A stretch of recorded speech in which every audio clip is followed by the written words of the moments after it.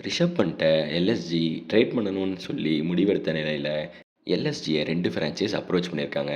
ஒண்ணு வந்து டெல்லி கேபிட்டல்ஸ் பண்ட்ட மறுபடியும் எங்களுக்கு குடுத்துருங்க அப்படின்னு.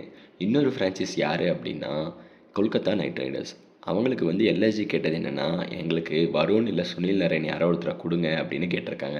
அதனால கொல்கத்தா வந்து இல்ல நாங்க குடுக்கல அப்படின்னு சொல்லி விலகிட்டாங்க. இதனால டெல்லி கிட்ட இருந்து அவங்க ஒரு ஸ்பின்னர வாங்கியிருக்காங்க, குல்தீப் யாதவ. இந்த டீமுக்கு இப்போ புதுசா ஒரு கோச்சிங் ஸ்டாஃப் எல்லாரையுமே மாற்ற போகிறாங்கன்னு சொல்கிறாங்க. சௌரவ் கங்குலி வந்து திரும்பி வராரு கோச்சிங் ரோலுக்கு. யுவராஜ் சிங்கும் திரும்பி வராரு பேட்டிங் கோச்சா அப்படின்லாம் சொல்கிறாங்க. இப்போது பண்ட்டோட சேலரி வந்து 27 கோடி.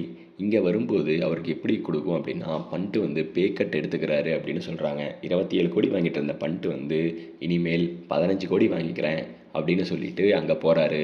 அவங்க 13.25 கோடி இருக்கிற குல்தீப் யாதவை இங்கே தரப்போகிறாங்க. இதனால் டெல்லிக்காக போகிற செலவு வந்து வெறும் 13.75 கோடி ப்ளஸ் ஒரு 1.25 கோடி. ஆனால் எல்எஸ்ஜிக்கு வந்து பர்ஸில் வந்து ஒரு 13.25 கோடி வந்து ஃப்ரீ ஆயிரும். அடுத்த வருஷம் ஆக்ஷனில் 13.25 கோடியோட ஃப்ரீயாக வருவாங்க.